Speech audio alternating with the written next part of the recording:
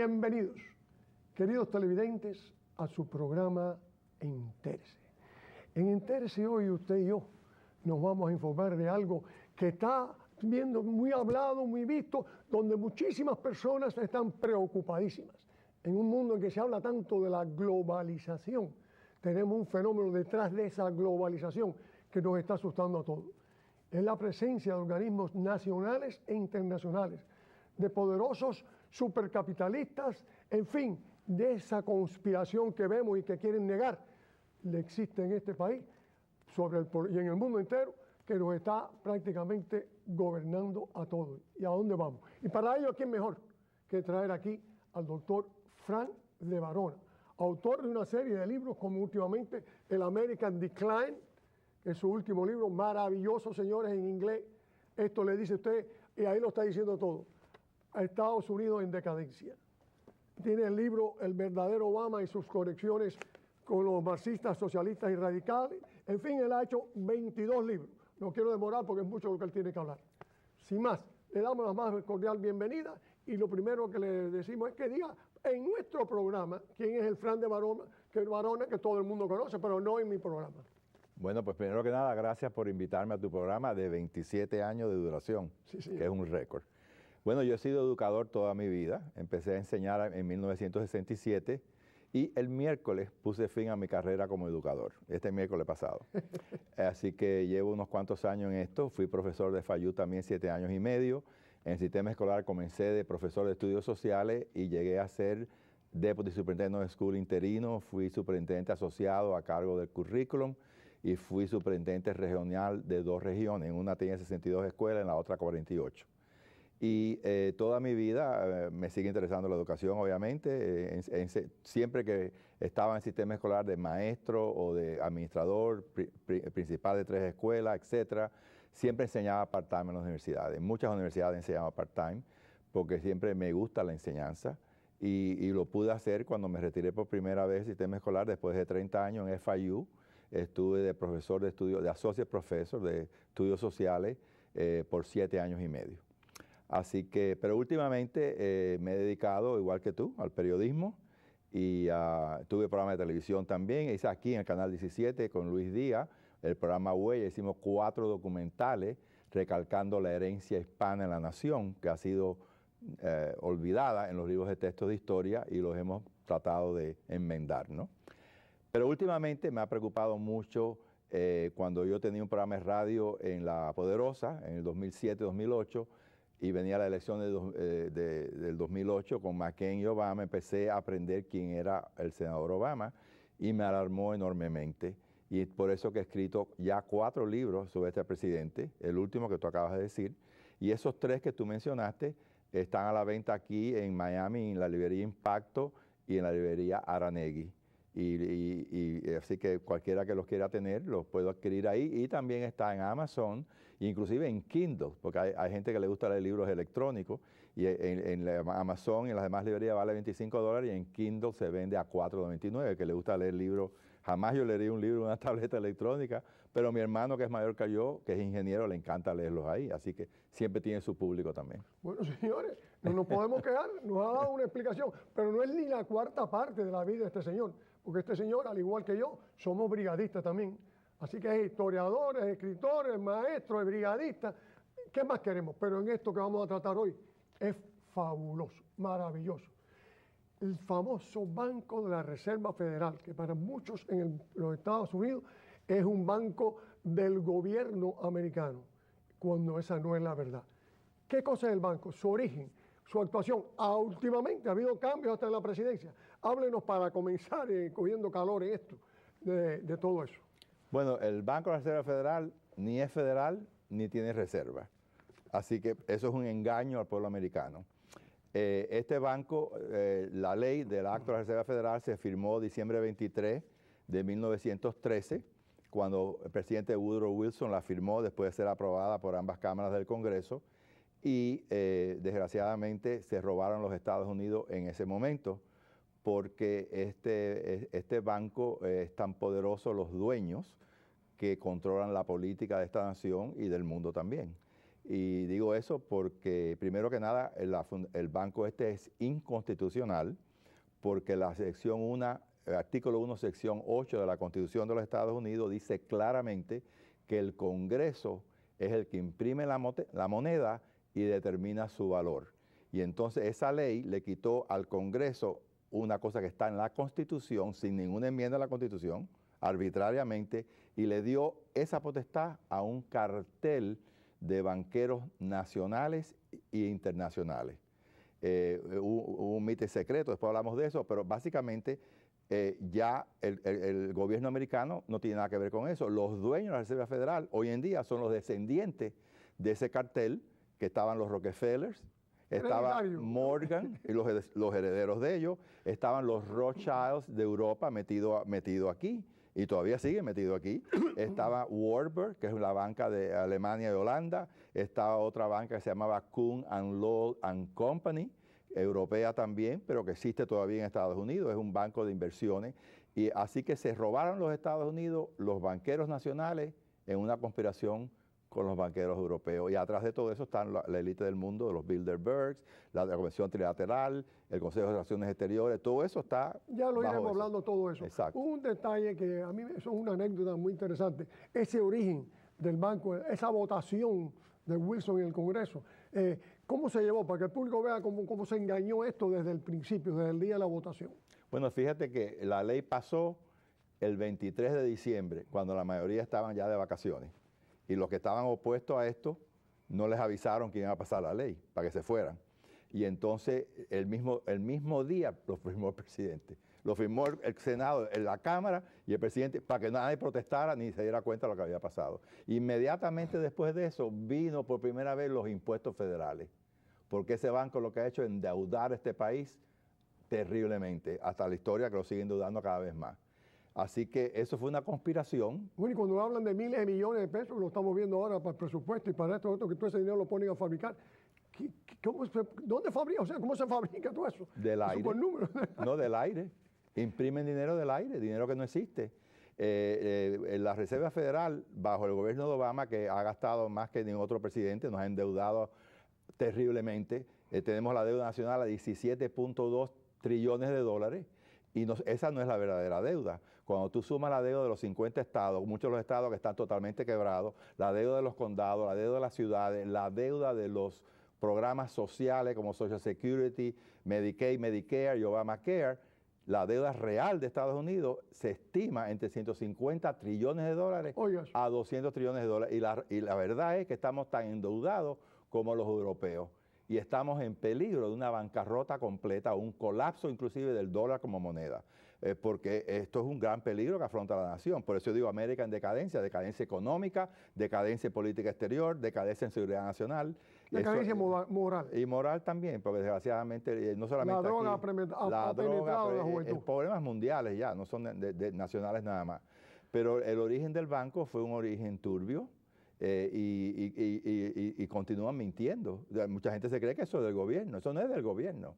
Cuando Obama gasta más de $1 trillón al año, entonces él pide dinero a la Reserva Federal y le mandan electrónicamente y dice, aquí tiene 100 billones de dólares o aquí tiene 200. Y caso Obama le da a esos banqueros, les da bonos del gobierno con interés. Y esos banqueros no le han dado nada a Obama, nada más que una cosa electrónica que no existe, es del aire. Pero le dan a ellos bonos del gobierno que pagan interés. A veces se quedan con esos bonos o se los venden a otros países. Y cada vez se enriquecen más porque están creando dinero que no existe. Pero llegará un momento en que esos bonos no valen tampoco. Bueno, evidentemente revienta todo porque tú no puedes gastar más de lo que tienes indefinidamente, ¿no?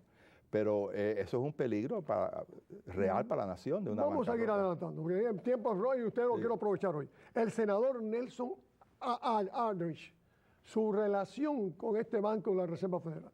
El senador Nelson Aldrich era el presidente del Comité de Banca del Congreso por más de 20 años. Y casualmente su hija, Abby Aldrich, se casó con John D. Rockefeller Jr., el hijo del magnate que creó la Standard Oil, John Rockefeller Sr. Por lo tanto, él es el abuelo materno de David Rockefeller, que vive todavía, que tiene 98 años, y es el que está metido en todas estas organizaciones, el Bilderberg Group, todo eso está metido David Rockefeller. Y es también el abuelo de Nelson Rockefeller, que es hermano de David, que fue vicepresidente de Ford y fue también gobernador de Nueva York y candidato para el Partido Republicano, pero nunca lo nominaron. ¿Cuál de ellos fue el que recibió en su casa cuando vino Fidel Castro a Estados Unidos? Uno de ellos, creo que fue Nelson. No sé exactamente. Bueno, hay algo de eso. Uno de ellos, pero este David Rockefeller viaja por todo el mundo, durante años lo ha hecho, ya está bastante mayor, pero todavía está activo, a pesar de la edad que tiene, y se reúne con monarcas, con presidentes, con primer ministro, habla de política, y hay una ley federal que se llama el Logan Act, que prohíbe a un ciudadano a negociar con jefes de Estado. Y a este hombre se lo han tolerado toda la vida. Va a ver a Rusia y lleva un ex primer ministro de Japón, lleva un ex presidente de Francia, lleva a Kissinger y se reúnen con los líderes soviéticos. Ha ido a Cuba un montón de veces. Por eso es lo que tengo y se ha reunido con Fidel Castro. Sí, señor. ¿Y qué habrá hablado él con Fidel Castro? ¿Y qué hace él viendo a Fidel Castro? ¿Y sabe que su hija estudió en la Universidad de La Habana?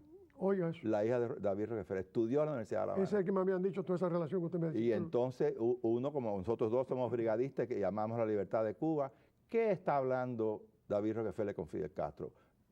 ¿A qué va a Cuba él a hablar con Fidel Castro? Nunca se ha dicho eso y nunca se ha explicado. Pero estoy seguro que no es nada bueno lo que han hablado. Vamos a hablar hoy ya más nombrando personas, los famosos 12 miembros del Comité de Mercado Abierto de la Reserva Federal. Bueno, esos 12 miembros se reúnen a puerta cerrada. Eso incluye el presidente o el chairman of the Board of Governors, que se dice en inglés, del Federal Reserve. Que ahora es una mujer. Ahora es una mujer que empezó febrero 3, es la primera mujer en la historia, se llama ella Janet Yellen, y sustituyó a Ben Bernanke, que estuvo ahí 7 años y medio. Y anterior era Alan Greenspan, que estuvo muchos años ahí también. Y entonces esas 12 personas que son el presidente, en español sería el presidente del Banco de la Reserva. Chairman, ¿no? Es chairman of the Board of Governors. Pero cuando lo traduce es un presidente. Sí, nosotros no tenemos la palabrita chairman. Exacto, no existe eso en español. Entonces, esta señora ahora y antes el otro, se reúne ella, el vice-chairman, y los otros, son en total 7 gobernadores, incluyendo esos 2. Entonces escogen al presidente. Este Banco de la Reserva Federal tiene 12 ramas en los Estados Unidos. Bancos federales, pero responden al central, ¿no? Son 12 ramas por toda la nación. Siempre se reúne ahí el presidente del Banco de Nueva York, que es muy importante porque está en Wall Street, siempre está fijo en ese comité de 12 personas, y los otros los turnan, escogen 3 de los otros. En total, estas 12 personas, no electas por el pueblo americano, se reúnen a puertas cerradas. No se sabe lo que discuten, pero de ahí sale si hay inflación o no, todas las operaciones financieras del gobierno, todo se discute ahí a puertas cerradas del pueblo americano. El Congreso no tiene ninguna relación, ni se le informa sobre eso al Congreso americano. Bueno, ellos dan, el presidente el informe que quiere. 2 veces al año va al Congreso y le dice la política de ellos. Pero ¿cómo es posible que 12 personas no electas por el pueblo nos afecte al pueblo 320 americanos? Lo que hacen ellos, si suben los intereses, si los bajan, si les prestan a los bancos europeos, si les prestan a los bancos asiáticos, hacen todo tipo de operación que la congresista Eliana Ros-Lehtinen ha denunciado. Y la admiro por eso. Ella dice que las decisiones que están haciendo ahí nos puede afectar a todos y nadie sabe lo que está pasando. Y ella ha pedido una auditoría completa de la Reserva Federal que en 100 años nunca la han hecho. Y lo ha pedido también el ex congresista Ron Paul, que siempre estuvo atacando la Reserva Federal como una estafa. Y entonces cínicamente dicen ellos, no, tenemos auditoría todos los años. Sí, pero ¿auditoría de qué? Del sueldo que le pagan a los empleados. Y no hacen auditoría de la política monetaria, que es lo que hay que hacer, y las decisiones que ellos hacen. Eso, la ley dice que no se puede auditar. La misma ley lo dice. Y mucha gente en el Congreso protestan eso y quiere que la oficina de contabilidad, que se llama el Government Office of Accountability, quiere que hagan una auditoría seria de la Reserva Federal a ver lo que están haciendo. Pero hablando del senador Aldrich, que no acabamos de decir eso, él convocó una reunión secreta de un empleado del gobierno y 5 banqueros en Jekyll Island. ¿Cuándo fue eso? En 1910 fue esa reunión, para planear robarse a los Estados Unidos y poner esta ley. Y ahí se reunieron. Antes de crearse el Banco de la Reserva Federal. Antes de crearse, exacto. Planear el Banco de la Reserva. Exacto. Eso es una isla que está en Georgia, que yo he visitado, porque ahí vive mi hermana en esa zona. Y ahí se reunieron, esa isla, que era la isla que se reunían todos los millonarios y trillonarios del mundo de aquella época. Una isla que compraron ellos en 1886 y se pasaban todo el invierno, todos los gentes más ricos de Estados Unidos a hacer negocio, gente del gobierno venía ahí, la prensa, los magnates de la prensa, todos se reunían ahí a hacer componendas. Entonces, planearon robarse el banco, pero en esas 6 personas que se reúnen ahí, 6 personas, representaban el 25% de la riqueza total del mundo, porque estaban representando a los Rothschilds de Europa, que hoy en día se estiman que esa familia tiene 5 trillones de dólares. Entonces, la banca de Alemania de los Warburgs. Estaban ahí también reunidos los Kuhn and Lowell, que están en Europa, están aquí también, y representado JP Morgan, la banca Morgan, y los Rockefeller. O sea, eran básicamente los banqueros americanos, los Rockefeller y los Morgan, y los otros europeos. Y eso fue el cartel bancario que se apoderó el control de la moneda, la política monetaria de Estados Unidos cuando pasa la ley en 1913, pero que hubo una reunión secreta por este senador en 1910. Así que esa es la historia de cómo comenzó el banco. Si usted quisiera decir algo más, si no, me gustaría aprovechar lo que hasta aquí para que me hable, aunque sea del Consejo Nacional Exterior de los Estados Unidos, que esta gente lo vincula mucho con esto. Exacto. Hay 3 organizaciones que, como yo explico en los libros que he escrito, dominan al mundo, ¿no? El Consejo de Relaciones Exteriores, el Council of Foreign Relations, de ahí salen todos los miembros del gabinete y la mayoría de los presidentes. No importa si es un republicano o un demócrata, hay 3.000 miembros ahí en ese comité y de ahí sale el gobierno americano. ¿Cuántos miembros dice que hay? 3.000. Algunos cubanos están ahí también metidos, pero no tienen el poder. Lo que tiene el poder es un círculo sobre un círculo y el círculo de adentro es el que gobierna, ¿no? Y los de afuera creen que participan, pero el participa es el que... Como vulgarmente. Adentro es la que domina. Pero cuando viene un presidente, el secretario de Defensa, el secretario del Tesoro, el de la CIA, los jefes del Pentágono, todos son del Council of Foreign Relations. Siempre son de ahí. ¿Son miembros inclusive? Son miembros del Council. O sea que entonces cambian la gente republicana y demócrata, pero siempre están ahí el Council of Foreign Relations, los ministerios más importantes del gobierno. No le importa el post office, quién lo tiene o cosas así sin importancia, pero lo que es dinero, lo que es inteligencia, lo que es defensa, lo que es política exterior, siempre son el Council of Foreign Relations. Usted me crea una preocupación con esto. Por un lado tenemos la Constitución, por otro lado tenemos la democracia de balance, Partido Demócrata, Partido Republicano. Sin embargo, usted obvia todo eso y me dice que este Consejo Nacional de Relaciones Exteriores es el que gobierna. Entonces, ¿qué papel compone la Constitución, el Congreso y el Senado? Es el poder detrás del trono. Y no solamente existe aquí, existe en Europa también, porque ese consejo se creó en 1921, lo hizo el Coronel House, que era la mano derecha de Woodrow Wilson y que era marxista, de paso. Se creó en 1921. Después, en 1954, después de la Segunda Guerra Mundial, se crea el grupo Bilderberg, que básicamente son los europeos y los americanos metidos ahí. David Rockefeller, socio fundador, los Rothschild, socio fundador. Por cierto, la familia Rothschild y la Rockefeller hoy en día todavía son aliados y invierten dinero juntos. Los Rothschild le compran algo a Rockefeller, ellos le venden algo. Han tenido una unión desde toda la vida, ¿no? Desde sus abuelos, del Nelson Aldrich, de los Rockefeller. Pero en fin, el grupo Bilderberg es un grupo extremadamente poderoso. O sea, ya terminamos con el Consejo Nacional de Exteriores, porque el público está muy interesado en lo que usted está diciendo. Terminamos con el Consejo Nacional de Relaciones Exteriores. Vamos ahora al grupo Bilderberg. El grupo Bilderberg está compuesto de todos los monarcas europeos, porque hay monarcas europeos que son billonarios o trillonarios. La reina Isabel es súper rica. Uno de los fundadores fue el marido de la reina de Holanda, que era el príncipe Bernhard. La reina era la reina Juliana de Holanda. Y la reina Juliana de Holanda es la dueña de la Shell Oil Company. Son riquísimos. La reina Isabel tiene billones y billones de dólares. Entonces los monarcas de Europa están metidos ahí también. De paso, el marido de la reina Juliana era un nazi, que trabajaba con Hitler, que es otro escándalo. Pero bueno, en fin, este grupo de las grandes corporaciones, los líderes de partidos políticos, tiene una influencia tan grande que el Bilderberg Group se reúne en Estados Unidos el día que antes de las elecciones, cuando está la campaña presidencial.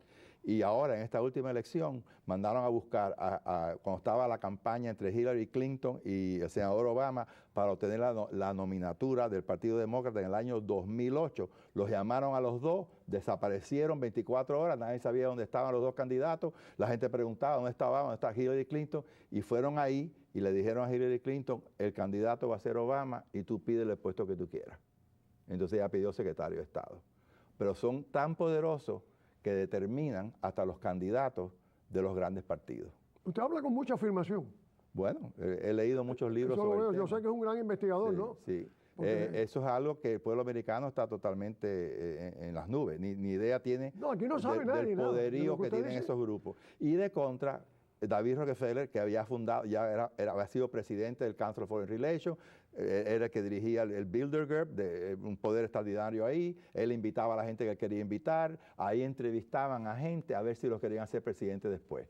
Ahí entrevistaron a Clinton, entrevistaron a Carter, le hicieron preguntas, entonces decidieron si lo iban. Además, toda la prensa, los grandes magnates de la prensa están en ese grupo. Si cuando ellos deciden que quieren empujar a Bill Clinton o a Jimmy Carter, que era totalmente desconocido, un gobernador de Georgia, 4 años, y vamos a poner a este presidente, entonces toda la prensa empieza a levantar a las personas que ellos han escogido. Y toda la televisión, casi todo. Bueno, lo que sucedió con el actual presidente, que una vez le dieron las 5 estaciones de televisión, le dieron horas para que hablara. Claro, la prensa estaba siempre con Obama, toda la prensa, menos Fox News y 2 o 3 periódicos más. Todo era, la opinión pública. Pero eso fue porque esa es la prensa que controla el Bilderberg y el Council of Foreign Relations, son los dueños de la prensa de este país y de otras partes del mundo. Y como fuera poco, David Rockefeller crea la Comisión Trilateral en 1972. Y entonces ahí involucró a países asiáticos, a las Américas y a Europa también. O sea, tenemos esos 3 grandes grupos que tienen un poder extraordinario y que, en mi opinión, atenta con la democracia, porque la democracia no debe ser que una élite de gente millonario sean los que nos cojan los políticos, decidan quién es presidente y quién no va a ser presidente. Y eso es terrible para una nación, tener estos grupos con tanto poder que tienen tanta influencia en la vida del pueblo norteamericano y en la vida de otros países también. De no hablar de un banco, que otro día lo hablaremos aquí, que es el Banco Central de los bancos centrales, que está en Basilea, Suiza, y se llama el Banco de Pagos Internacionales, y en inglés se llama The Bank for International Settlement, y ese es el banco central de todos los bancos centrales del mundo. O sea, y de ahí se domina el mundo económicamente desde Basilea, porque todos estos bancos centrales están ahí metidos también, son los mismos dueños. Los dueños de aquí son los dueños del otro banco. Así que es una cosa triste que está ocurriendo en el mundo desde hace muchos años. Esto no empezó ahora ni tiene nada que ver con Obama, eso viene andando hace muchos años. Una cosa que yo veo, usted está hablando en líneas generales de todo, pero entonces la participación en esos organismos nacionales e internacionales, que por lo que veo son un peligro constante contra la libertad y contra la democracia. ¿Está compuesto de republicanos y demócratas o de un solo partido? No. ¿Cómo es eso allá adentro? Los dos ¿Qué partidos. figuras hay, por ejemplo, en este mismo, la trilateral, qué figuras conocidas hay así que pudiera usted nombrar? Bueno, ahí está metido Henry Kissinger, que es republicano, y que ha sido secretario de Estado. En todos esos grupos están los dos partidos políticos metidos, y hay conservadores y liberales ahí también. Están todos metidos ahí, jefes de grandes corporaciones están metidos ahí, son grupos de un poder extraordinario, el tremendo poder que tienen. Y el pueblo americano ni sabe que esos grupos existen, ni sabe lo que hacen, y ni la influencia que tienen en nuestra vida a diario, ¿no? Eso es lo triste, que no saben eso. Pero también lo otro más triste es que estos grupos nos quieren llevar, es lo que llaman el nuevo orden mundial, a un gobierno mundial a través de las Naciones Unidas, pero controlados por ellos. Y ahí vamos caminando lentamente hacia ese gobierno mundial. Ese es el famoso orden mundial. El nuevo orden mundial no es otra cosa que establecer un gobierno mundial. Fíjate que en Europa ya tiene la Unión Europea con 27 países. Aquí tenemos NAFTA con 3 países. Los países asiáticos están organizando, están haciendo unas negociaciones a través de Asia, para unir a Asia con nosotros. Están negociando con los europeos. O sea, cada vez más a estos grupos regionales, entonces unes todos los grupos regionales y ya tienes un gobierno mundial. ¿Qué componemos nosotros? El ciudadano del mundo, ya no de Estados Unidos, porque sí. Usted me está llevando esto a un nivel mundial. El ciudadano de la India, de Asia, de África, de todos estos lugares, ¿qué papel compone? Bueno, yo no sé, yo creo que China y Rusia no van a querer formar parte de eso, porque China en particular quiere ser ellos los que dominen al mundo, primero a Asia y después al mundo. Así que yo no creo que los chinos van a entrar en estas componendas, pero eso es lo que quieren esta gente, llevarnos a eso.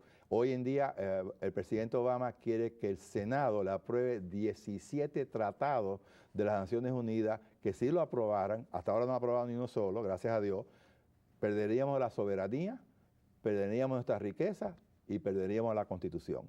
Y perderíamos la Corte Suprema, porque quieren tener una Corte Internacional a nivel mundial que va a estar por arriba de la Corte Suprema de los Estados Unidos.